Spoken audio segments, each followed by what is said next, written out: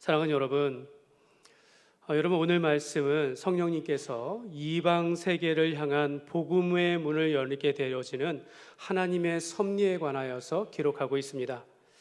오늘 본문에 등장하는 베드로는 사실 유대인 중에 유대인입니다.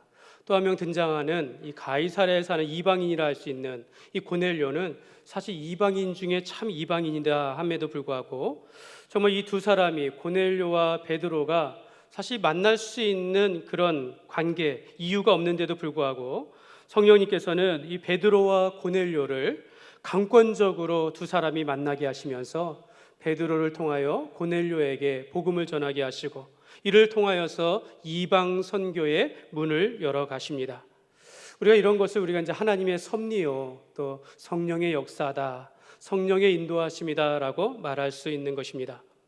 성령님은 복음을 전파하는데 예루살렘과 또 유대와 유대 밖에 있는 디아스포라 유대인들에게 복음이 전파되게 하시고 또 이제는 유대인들이 멀리하는 사마리아 사람들에게 복음이 증거되게 하시고 그러더니 이제는 이방인들을 향하여서 이제 이스라엘을 넘어 이방인들을 향하여 복음이 전파되게 하심으로 정말 복음이 점진적으로 가까운 곳에서 먼 곳으로 유대인들에게서 이방인들에게까지 복음이 전파되게 하셨습니다. 그러니까 여러분, 이 성령님의 역사는 사실 복음을 위하여 역사하십니다. 성령님은 복음 전파를 위해서 역사하시는데 그것은 이제는 지리적인 경계를 뛰어넘고 인종적인 경계를 뛰어넘고 어떤 율법 안에서의 그 경계를 뛰어넘어서 복음이 전파되게 하시는 그런 역사를 오늘 말씀에 기록하고 있습니다. 여러분, 이러한 복음의 전파 또는 이 교회의 확장은 사실 오늘 말씀을 보면 정말 누군가가 이거를 기획하고 설계하고 때가 되어서 착착착 이렇게 진행된 것처럼 그렇게 보일 정도로 오늘 말씀을 보면 너무나도 정확하고 명확하고 정말 아름다운 그런 모습을 보이게 되어집니다. 여러분, 삼위일체 하나님께서 서로 의논하시고 서로 일을 나누시면서 성부 하나님께서는 목적을 세우시고 기획하시면서 또 예수 그리스도께서 행하신 십자가의 사역 위에 성령님께서 역사하시는데요, 마치 오늘날 총무처럼 직접 뛰어다니시면서 이 복음이 증거되어지고 전파되게 하셨다라고 말씀하고 있는 것입니다. 사랑하는 여러분, 우리도 예배를 드릴 때마다 이런 마음으로 예배 드렸으면 좋겠습니다. 우리가 예배 드릴 때 각자의 마음이 아니라 한 마음으로 마치 작품을 만들고 물이 흘러가듯이 정말 하나님 앞에 온전한 예배가 드려졌으면 좋겠습니다. 또 우리가 주의 일을 함에 있어서도 내 욕심이 아니라 하나님이 기쁘시고 하나님이 받으시는 그러한 사역들을 우리가 해나가면서 우리가 같은 목적을 가지고, 그러니까 하나님을 기뻐하고 하나님의 영광을 위한 주의 몸된 교회를 세우듯이 우리가 한 마음과 한 뜻으로 그렇게 주의 일들을 감당하기를 소망합니다. 오늘 성령님께서 백부장 고넬료를 구원하시기 위하여 베드로를 불러서 그에게로 인도하시는 과정 속에서 고넬료를 부르시는 하나님의 뜻을 우리가 살펴보고 또 베드로가 가지고 있었던 이방인들에 대한 그 편견과 담을 어떻게 하시는지, 그래서 복음이 유대인 사회에서 이방 세계로 넘어가는 이런 하나님의 놀라운 역사를 우리가 한번 살펴보기를 원합니다. 오늘 우리가 본문을 통해서 우리에게 주시는 교훈들을 우리가 세 가지로 나누면서 오늘 우리가 행하는 모든 예배와 봉사와 선교 위에 하나님께서 함께 하시고 하나님께서 착착착 이뤄가듯이 우리의 모든, 특별히 우리의 삶 속에서도 성령님께서 세밀한 인도하심을 받아서 우리가 주의 영광을 나타내어지는 그런 성령의 충만한 은혜가 가득하시기를 주님의 이름으로 축복합니다. 첫 번째로 오늘 말씀을 통하여 우리에게 주시는 교훈은요, 하나님은 경건한 자를 찾으십니다. 한번 따라하겠습니다. 하나님은 경건한 자를 찾으십니다. 오늘 본문에 등장하고 있는 이 고넬료가 살고 있는 가이사랴 지방은요, 이 베드로가 머물고 있는 요바에서 북쪽으로 53km 떨어진 항구 도시입니다. 그러니까 사람들의 그 무역과 왕래가 많은 그런 도시인데요, 이곳에서는요, 유대 지역을 다스리는, 당시에 온 세계를 다스리고 있는 로마의 총독, 그러니까 유대인의 총독이 있는 관저가 있는 곳이 바로 이 가이사랴였습니다. 여러분, 이 로마의 군대 편성을 보면요, 당시에 이 약 6천여 명의 군인사들을 이렇게 가지고 있는데, 당시 6천 명 가운데서 600명씩 10개의 부대로 나누고 600명 부대는 다시 100명씩 6개의 부대로 구성되어지는데, 이 100명 단위, 이 100명의 부하를 거느리고 지휘관을 역할하는 것을 우리가 백부장이라고 합니다. 오늘 이 고넬료가 로마에 소속되어져 있는 이달리아 부대를 다스리고 있는 100명의 백부장이라고 소개되어지고 있습니다. 당시 로마 총독이 있고 또 로마의 군대를 우리가 다스리는 권력을 가지고 있는 사람이다 보니까 이 고넬료는 상당한 권력을 가지고 있고 당시 엘리트, 아주 고급 군인 장교라고 할 수 있는 것입니다. 근데 오늘 본문 말씀은 그런 걸 드러내는 것이 아니라 이 고넬료에 대해서 또 한 가지 놀라운 사실을 성경은 말씀하고 있는데요. 여자 2절 말씀에 보면요, 그가 경건하여 온 집안과 더불어 하나님을 경외하며 백성을 많이 구제하고 하나님께 항상 기도하더니, 이렇게 말씀합니다. 이 고넬료에 대해서 경건하다라고 표현하고 있습니다. 그러니까 그가 어떤 직업적으로 어떤 사람인지, 명성이 어떤 사람인지 이런 거 말하는 게 아니라 그의 신앙이 어떤지 말하고 있다는 겁니다. 특이하게도 그는 로마 사람으로서, 이방인으로서 하나님을 경외하는 경건한 사람이었다라고 소개하고 있습니다. 고넬료가 아직 예수님을 믿는 것은 아닙니다. 예수님을 아직 알지 못하는 가운데 아마도 유대인들의 관습을 따라서 하나님을 경외하고 그가 구제하는 일과 기도하는 일에 열심히 있는 경건한 사람으로 소개하고 있습니다. 그런데 하나님께서는 이방인이라 할지라도 하나님 앞에 경건한 자에게 오늘 찾아오시는 것입니다. 사랑하는 여러분, 경건이 무엇입니까? 여러분, 경건은 우리의 신앙의 삶을 의미하는 것입니다. 여러분, 야고보서에서는 경건은 너희가 고아와 과부를 환난 중에 돌보는 것, 자기를 새 속에 물들지 아니하도록 자기를 지키는 것, 이런 걸 우리가 경건이라고 성경은 말씀합니다. 여러분, 경건은요, 하나님을 두려워하며 하나님을 경외하며 하나님을 실제적으로 예배하는 삶을 우리가 경건하다라고 표현하는 것입니다. 그러니까 여러분, 경건은 내 삶 속에서 드러나는 하나님을 향한 헌신, 이게 경건이다라는 겁니다. 내가 아무리 믿음 좋다 하는데 실제로 예배를 안 드려요. 이건 경건하지 못한 겁니다. 내가 하나님을 안다라고 하지만 하나님의 말씀을 듣지 아니하고 기도하지 않으면 아직은 경건하다라고 말할 수 없는 것입니다. 그래서 디모데후서 3장 5절에 보면 너희가 경건의 모양은 있으나 경건의 능력은 부인하니 이 같은 자들에게서 너희가 돌아서라 라고 말합니다. 그러니까 말로만 경건, 믿음 이렇게 하는 것이, 이런 종교의식은 있을지 몰라도 여러분, 하나님과의 지속적인 친밀한 그런 신앙의 관계가 있지 않으면 그 사람은 경건하다라고 할 수 없는 것입니다. 여러분, 경건의 능력이라는 것은 내가 하는 신앙 고백과 삶이 일치하는 것을 의미합니다. 여러분, 행함이 있는 믿음 생활을 우리가 경건한 신앙 생활이다라고 할 수 있는 것입니다. 하나님은 경건한 자와 함께 하시고 경건한 자를 찾으십니다. 여러분, 고넬료는 로마에게 충성하는 군인인데 놀라운 것은 그가 경건하다는 거죠. 하나님을 경외하였다라는 겁니다. 오늘 이 경건에 대하여, 고넬료의 경건에 대하여 세 가지의 특징을 보여주고 있는데, 하나는 하나님을 경외하는 것이고, 하나는 사람들을 구제한다라고 말하고, 또 하나는 기도하고 있다라고 하는데 다 수식어가 붙어요. 온 집안과 더불어 하나님을 경외하고, 또한 그가 어떻게 말합니까? 그가 백성을 많이 구제하고 또 하나님께 항상 기도하는, 이렇게 표현하고 있다라는 것입니다. 고넬료는 경건한 자로서 먼저 온 집안과 더불어 하나님을 경외하였다라고 말합니다. 그러니까 고넬료는 혼자 신앙생활하는 게 아니라, 혼자 하나님을 믿는 게 아니라 자기에게 속한 식구들, 자기에게 속한 하인들, 자기와 함께 거느리고 있는 부하들에게도 복음을 전하고 그들에게도 하나님을 경외하는 신앙과 함께 그렇게 살았다라고 말씀하고 있는 것입니다. 참 이것이 대단한 것 같아요. 여러분, 고넬료는 로마 사람, 이방인이 군인인데 그가 하나님을 경외하는 것뿐만 아니라 그 속에서 자기의 신앙을 드러내면서 자기의 신앙을 따라서 함께 예배하고 하나님을 경외하였다라고 말씀하고 있습니다. 여러분, 우리가 홀로 신앙생활하지 않기를 원합니다. 우리가 함께 모여서 예배하는 것뿐만 아니라 우리 가족이 다 구원에 이를 수 있도록 우리가 함께 기도하면서 그들을 주님 앞으로 인도하는 이러한 사명 가운데 살아갔으면 좋겠습니다. 내 신앙만 우뚝 서는 것이 아니라 나의 신앙을 통하여서 많은 사람들을 주 앞에 모으고 우리가 함께 신앙생활하는 그런 삶이 되었으면 좋겠습니다.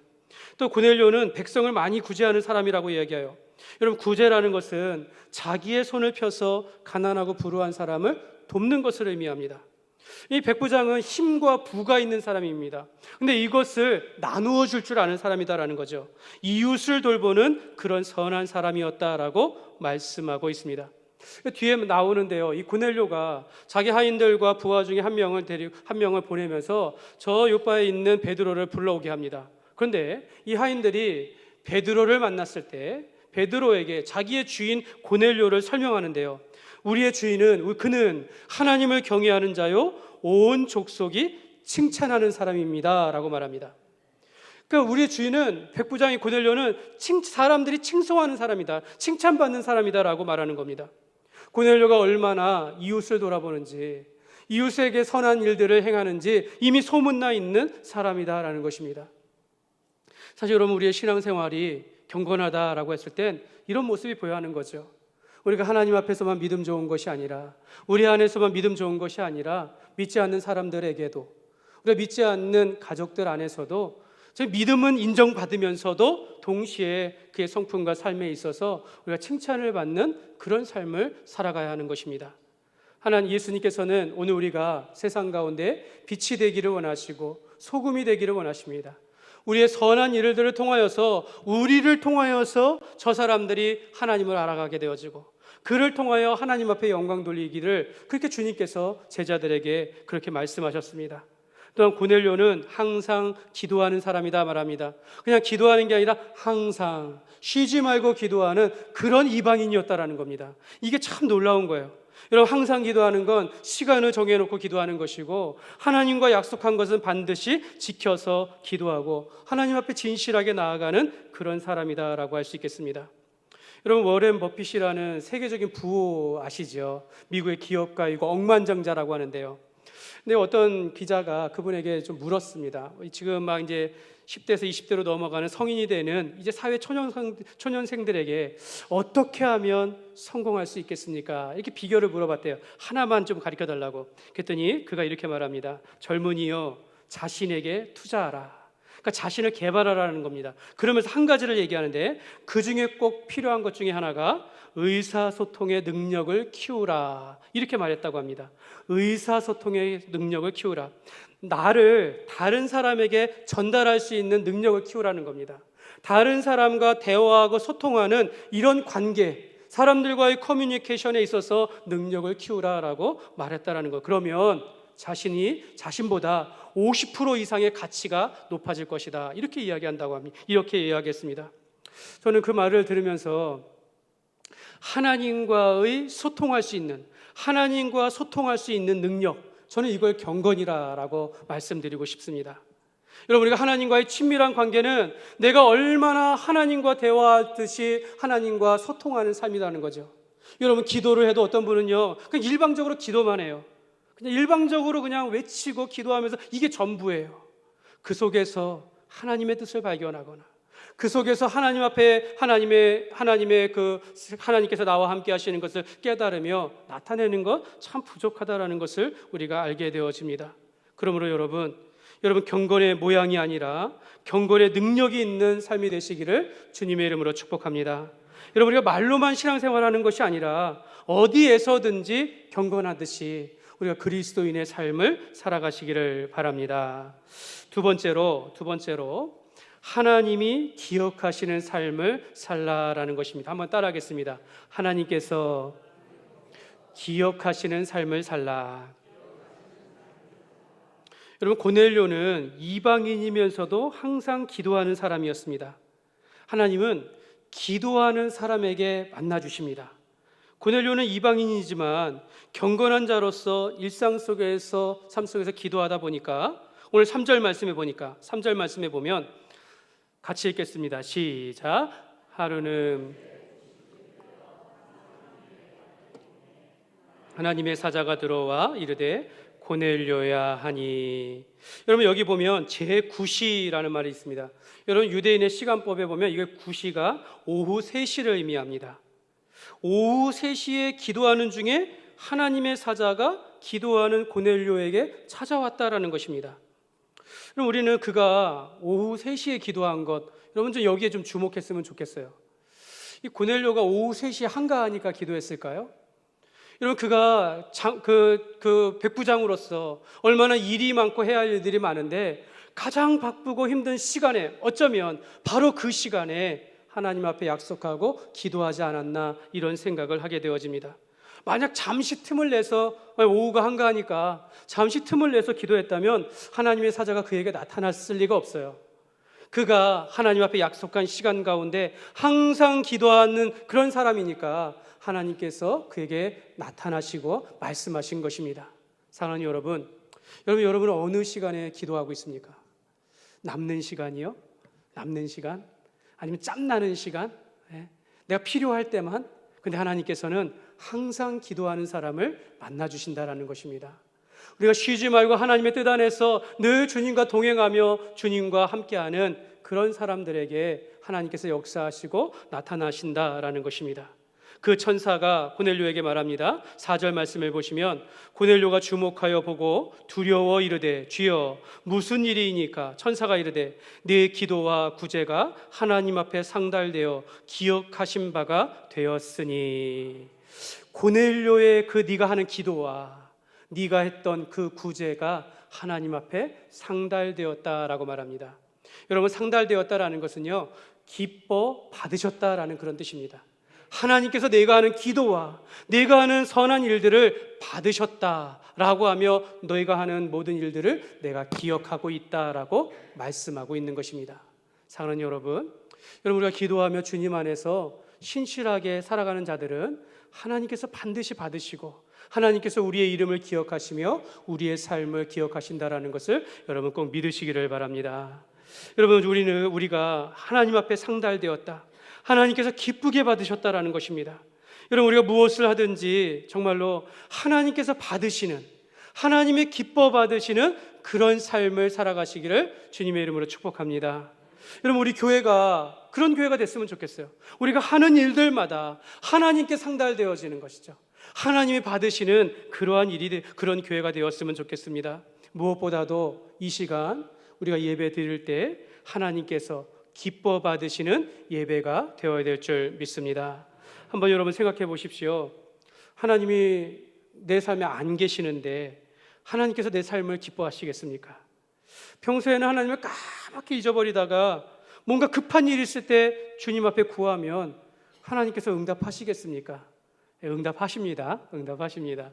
내가 급할 때, 힘들 때, 고난 가운데 있을 때 구한다 할지라도 하나님은 우리의 기도를 들으시지만, 그러나 우리가 정말로 우리가 잊어버리다가 꼭 이 주일날만 와서 잠시 왔다 예배 들어가면 참 우리의 삶이 참 염치가 없다, 그러면서 막 복을 구한다면 그 염치가 없는 것 아닌가, 이런 생각을 하게 되어집니다. 여러분, 우리가 기도하지만 여러분 성경에 보면, 여러분 성경 우리가 무엇보다도 기도할 때 중언부언하지 말고 진심으로 기도하라 말씀합니다. 너희가 구하고 찾고 두드리라 말합니다. 여러분, 하나님께서 내 아버지 되시고 모든 것을 가지고 계신 하나님께서 전지전능하신 하나님을 우리가 안다면 여러분, 하나님 앞에 우리가 간구하겠지요. 하나님께서는 너희가 무엇을 먹을까, 무엇을 입을까, 무엇을 위하여서 살까, 이런 거 염려하지 말고 먼저 그의 나라와 그의 의를 구하라라고 말씀을, 그리하면 이 모든 것을 더하여 주시리라. 여러분, 이런 것을 우리가 알고 하나님의 뜻을 알고 하나님 앞에 우리가 온전하게 살아가다 보면 하나님께서 반드시 우리를 받아주신다라고 말씀하고 있는 것입니다. 여러분, 요즘 우리가 새벽 기도 시간에 예레미야 말씀을 묵상하는데요, 여러분, 이스라엘의 남유다, 마지막 나라 남유다가 멸망할 때 이들도 하늘을 향해서 기도했다라는 겁니다. 하나님이 아니라 하늘을 향해서 이방의 신들을 데려와서 그 앞에 막 절하고 기도하고 자기 원하는 대로 기도했는데 하나님께서는 오히려 그런 기도하는 자들을 내치고 진노하신다라고 말씀하고 있는 것입니다. 사랑하는 여러분, 우리가 예배를 드릴 때마다 정말 어떻게 하면 우리가 하나님이 받으시고 하나님이 기억하시는 예배가 될까 한번 생각해 보십시오. 여러분, 우리가 찬양할 때 이것이 곡조 있는 기도가 되어야겠습니다. 우리가 마음을 다해서 하나님을 찬양해야 하는 것입니다. 여러분, 우리가 하나님의 영가족으로서 한 마음이 되어서 진실하게 예배를 드리기를 우리가 간절히 원합니다. 우리의 예배를 하나님이 기억하셔서 정말 우리 한 사람 한 사람에게 하나님께서 성령의 충만한 그런 은혜를 내리시기를 주님의 이름으로 축복합니다. 여러분, 한 가지 우리가 꼭 기억할 것은요, 여러분, 사역도 마찬가지입니다. 여러분, 우리가 이 땅에서 행하는 모든 주님 교회 안에서의 일뿐만 아니라 세상 가운데 하는 일도 마찬가지예요. 하나님이 기뻐 받으시는 그런 일을 해야 한다는 것입니다. 우리가 직장 가운데 사업을 할 때도 성경에 보니까 너희가 죽게 대하듯이 일하라 라고 말합니다. 내가 사장이어도 부하를 대할 때 죽게 대하듯이, 또 직원이 사장님을 대하고 기업을 대할 때도 주님께 대하듯이 성실하게 살아가라라고 말씀하고 있습니다. 여러분, 우리가 하나님 앞에 기뻐 받으시는 이런 삶이 되기를 원합니다. 내 욕심과 내 영광, 내 뜻대로 살아가는 것이 아니라 주님을 기쁘시게 하고 주님께서 받으시는 그런 삶을 위하여 살아가는 그런 하나님이 기억하시는 여러분의 삶이 되시기를 주님의 이름으로 축복합니다. 세 번째로 주의 뜻이라면 절대 순종하라. 한번 따라하겠습니다. 주의 뜻이라면 절대 순종하라. 여러분, 우리가 주님의 뜻이라면 받아들일 수 있어야 되는 겁니다. 내가 하나님께서 내게 주신 말씀이다라고 깨달으면 그걸 받아들이면서 순종할 줄 알아야 되는데, 알면서도 순종하지 않는다라는 것이죠. 여러분, 고넬료가 이제 베드로에게 베드로를 모셔오기 위해서 하인들을 보냈습니다.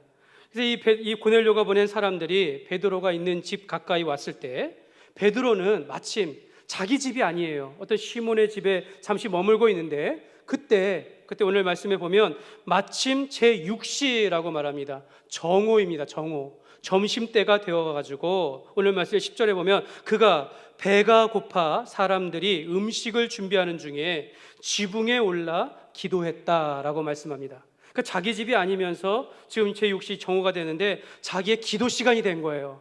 근데 배가 고파요. 사람들은 지금 시장에서 밥을 준비하는 중에 그가 지붕에 올라가서, 당시에 유대인들의 그 직구조는 옥상에 올라가면, 지붕에 올라가면 이렇게 평평하게 되어져 가지고 일을 할 수 있는 그런 구조라고 합니다. 그러니까 거기 올라가서 지금 베드로가 기도하고 있었다라는 것입니다. 그러니까 베드로는 자신이 지금 배가 고픈데 참고 올라가서 기도의 시간을 지켰다라는 것입니다. 그만큼 베드로도 기도의 사도였다라는 것이죠. 여러분, 여기까지는 베드로의 삶이 흠잡을 데가 없어요. 완벽합니다. 고넬료와 비교해도 베드로는요, 기도를 잘하는 사도일 뿐만 아니라 능력 있는 예수님의 제자입니다. 우리가 앞장은 살펴보지 않았지만 9장 마지막 장에 가보면 베드로가 중풍병자를 살려요. 또한 병들어 죽은 도르가라는 여인을 살리게 되어집니다. 베드로는 자기 집이 아니지만 기도의 시간을 쫓아서 하나님 앞에 기도하는 그런 사도로 있는 그런 가운데 기도 중에 환상을 보게 된다는 것입니다. 여러분, 이 그림을 한번 보십시오. 이 그림, 이런 환상을 봤다는 겁니다. 지금 베드로가 기도하는 중에 하늘에서 이 그릇에 담겨진 이 보자기가 이렇게 네 귀퉁이에 귀를 메어서 내려오는데, 그 안에 4발 달린 짐승이 있는 것이고 기는 것들이 있고 공중의 새들이 그 안에 담겨져 있다라고 말합니다.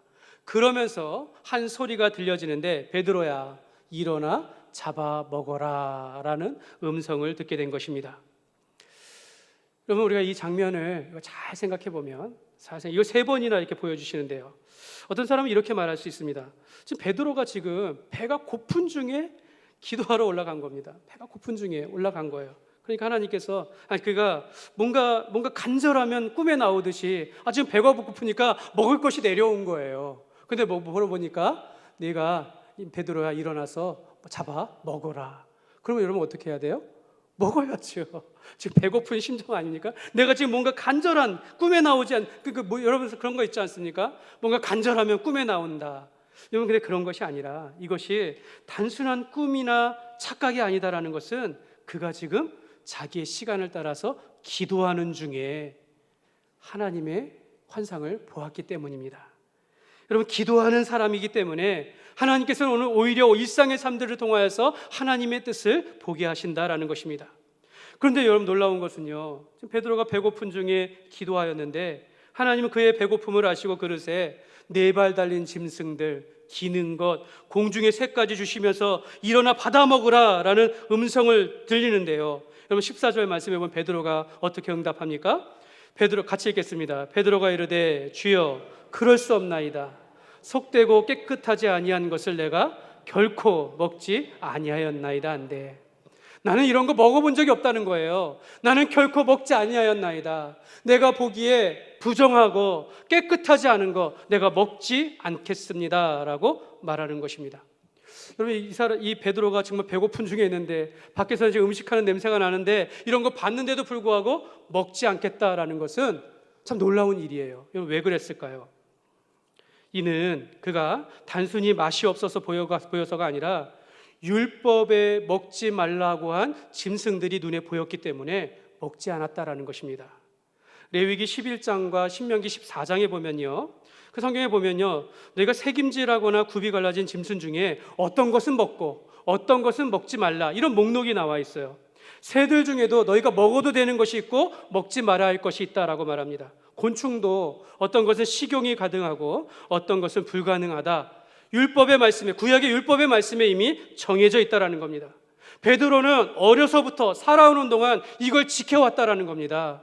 그렇기 때문에 내가 아무리 배고파도 환상 중에 보여지는 이 짐승이 속되고 깨끗하지 아니하기 때문에 율법에 먹지 말라고 하는 짐승들이기 때문에 먹지 않겠습니다라고 말했다라는 것입니다.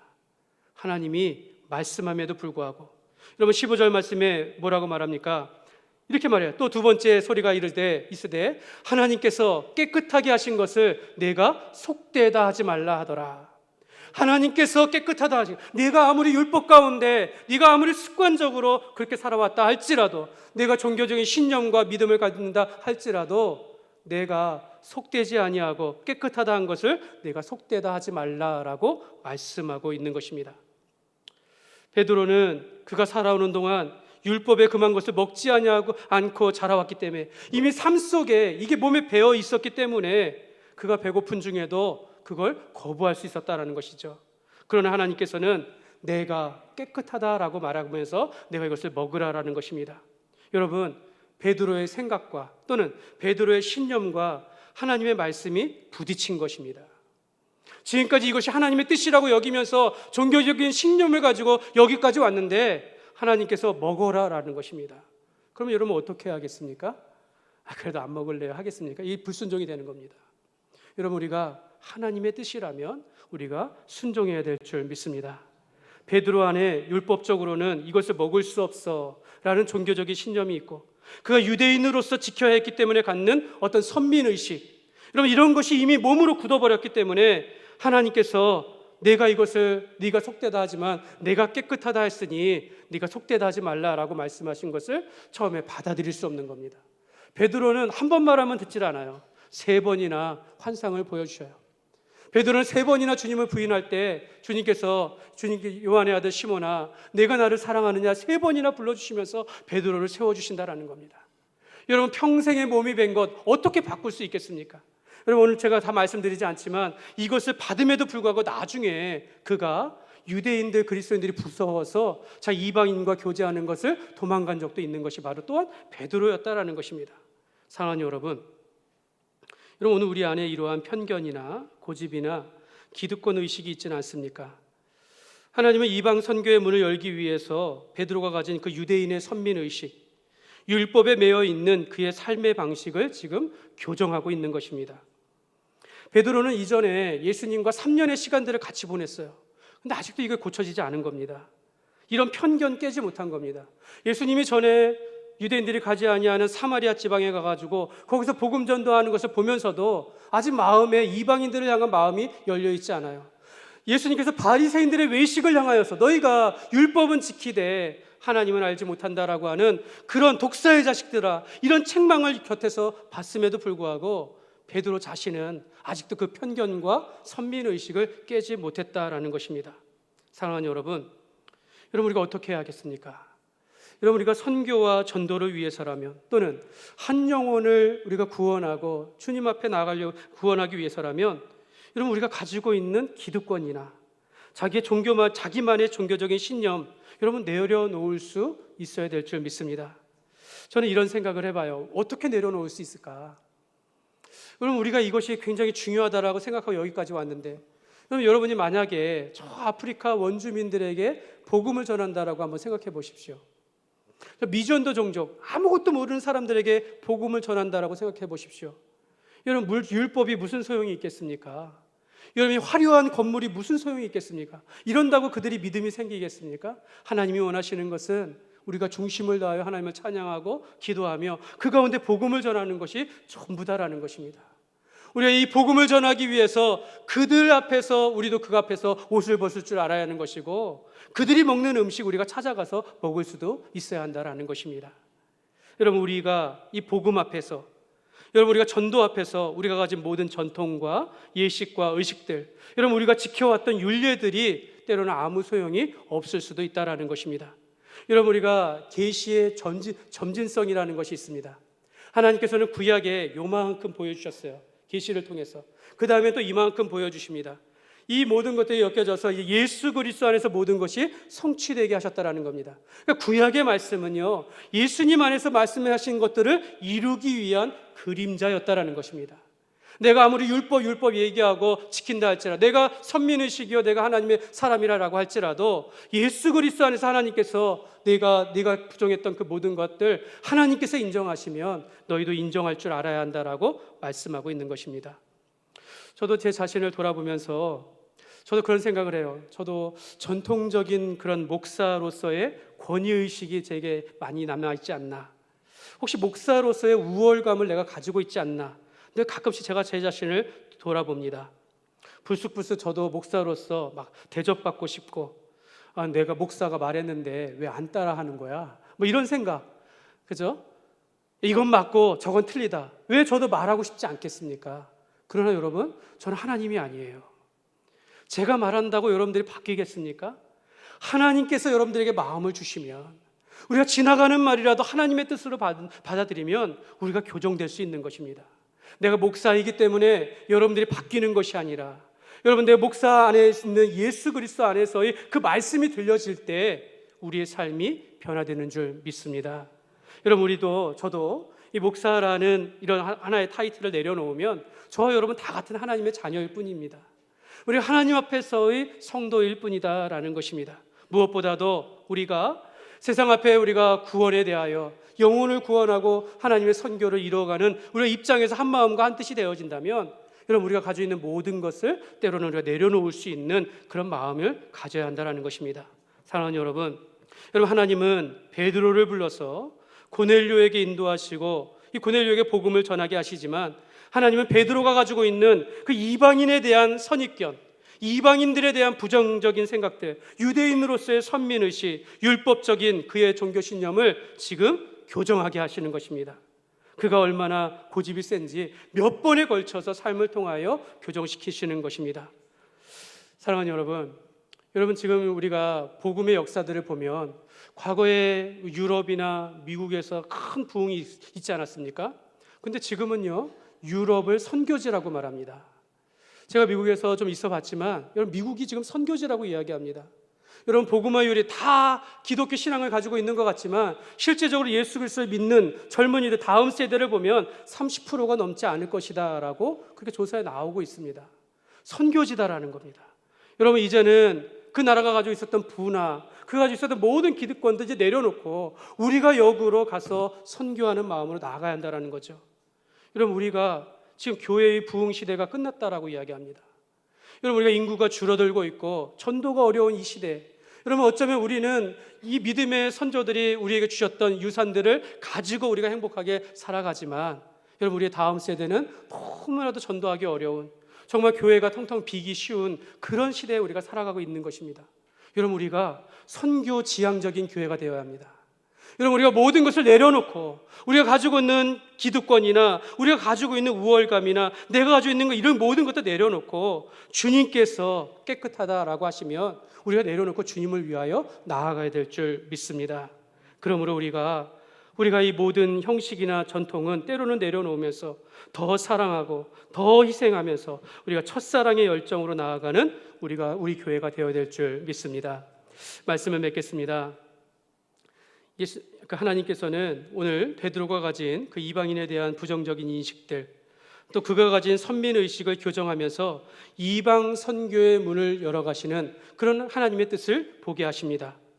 여러분, 하나님 앞에 하나님의 일이 되어질 수 일을 단번에 이루시는 것이 아니라 말씀인 것처럼 예루살렘에서 유대로, 유대에서 사마리아와 땅끝까지 이루어가시고, 또한 이 유대 땅에서 밖으로 어떤 지리적인 경계와 인종의 경계와 어떤 구약의 율법적인 경계를 넘어가면서 체계적으로 하나님께서 정말로 세밀하게 인도하신 것 같이 오늘 우리가 주님의 뜻을 이루어가다 보면 정말 하나님께서 세밀하게 우리의 길을 인도해 가시는 것입니다.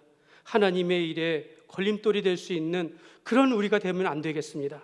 우리가 정말 하나님 앞에 우리가 하는 기도와 우리가 하는 봉사, 하나님께 상달되어 하나님이 기뻐 받으시는 그런 예배와 삶을 통하여서 정말 하나님 앞에 기억되어지고 하나님의 앞에 기억되어져서 우리에게 복된 인생이 되어지는 저와 여러분이 되시기를 주님의 이름으로 축원합니다. 우리 함께 찬양하고